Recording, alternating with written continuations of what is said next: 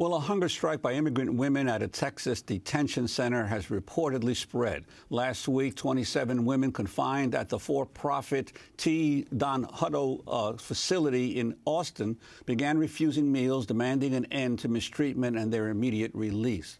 Most are asylum seekers from Central America, which has seen a surge in migrants fleeing violence and abuse. In letters released along with their action, the women detainees said they've faced threats and unjustified surveillance as they languish in custody without hope of freedom. One wrote, quote, "I'm dying of desperation from this injustice, from this cruelty." Immigration officials have denied the hunger strike is even taking place. But at least one immigrant detainee reached by Democracy Now! Says she was transferred out of this facility in retaliation for her involvement. Francesca Morales Macias, a Mexican domestic abuse survivor held for 7 months, was moved to the mostly male South Texas detention complex on Monday. Democracy Now!'s Amy Littlefield spoke to Morales by phone and asked her why she and other women decided to go on a hunger strike. We decided to do this fast because we are women of second entry, women who have entered the United States for a second time, and they are not giving us the opportunity to stay to fight our case here in order to be able to stay here in the United States. This is the reason. Can you talk a little bit about the situation you faced in Mexico and why you came here to seek asylum? In the past 4 years of my life, I have suffered persecution by organized crime, physical and verbal torture. I have not had a life. They were monitoring me on repeated occasions. They told me that if for some reason I left my country, they would find me and they would kill me. The times when I tried to leave my home city, they found me and made me return to my city. I come fleeing to seek asylum in this country. I want them to hear my case. Please help me.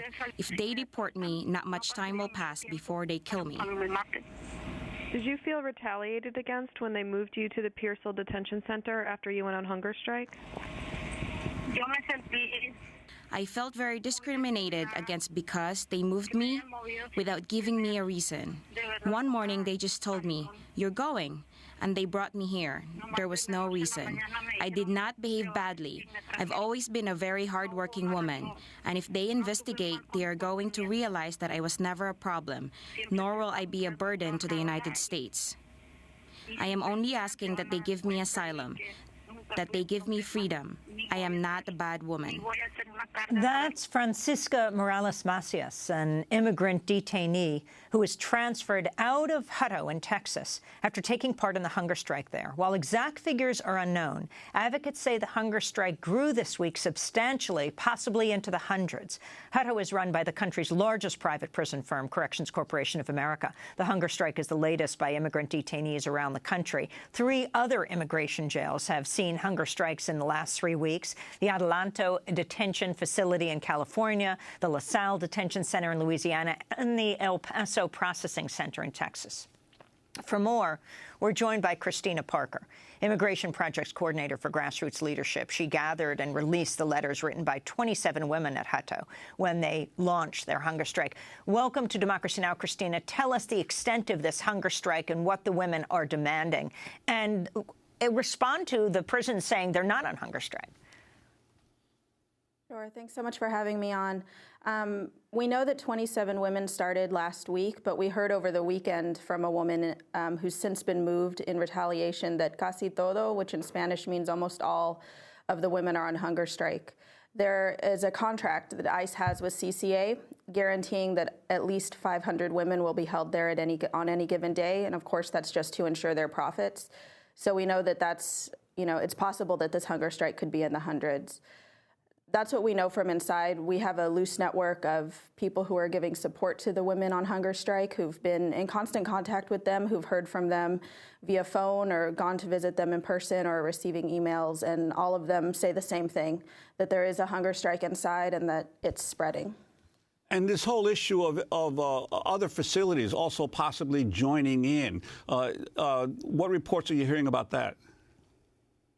Right. Well, we heard earlier this week that the Adelanto facility in California had started on hunger strike, which brought the total number of people on hunger strike in all the 4 facilities to at least 95, if not more, because there are so many women in Hutto.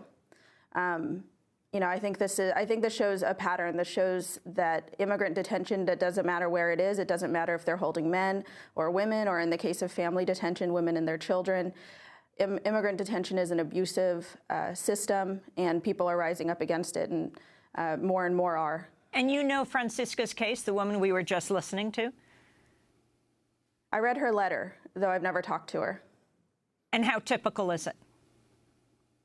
Very typical. Women are fleeing Central America and Mexico because they're in danger, and they're doing it the way that they're supposed to. You're supposed to come to the border and ask for asylum and present your case and say why you're here, why you're asking for help.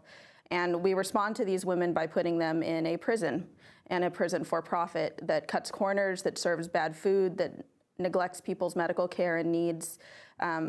This is the system that these women are exposing, and they're doing so bravely. And they're being retaliated against. And don't federal officials have any monitoring responsibilities with regard to these private detention facilities? Well, they should, but what we know is that they actually leave so many of these facilities, and Hutto is an example of this, in the hands of private contractors. In fact, ICE isn't usually there on the day-to-day, but since news broke of the hunger strike, they've been in there questioning women, asking women, asking them who's eating, who's not eating, trying to take inventory of them, giving presentations on the dangers of not eating. We know that even though ICE denies this hunger strike, they're taking it very seriously, because they're rounding up women for transport to other facilities. They're telling women that they'll be deported unless they eat.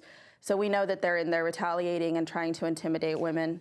We actually received calls and emails last night. At least 3 members of our support committee who are supporting the women got calls and emails last night that at least 6 and as many as 12 women were rounded up and told that they would be transferred or deported. And that, to me, suggests that ICE is trying to get rid of witnesses. Cristina Parker, I want to thank you for being with us, Immigration Projects Coordinator for Grassroots Leadership, author of the report For-Profit Family Detention, Meet the Private Prison Corporations Making Millions by Locking Up Refugee Families. We'll link to it at democracynow.org. Juan?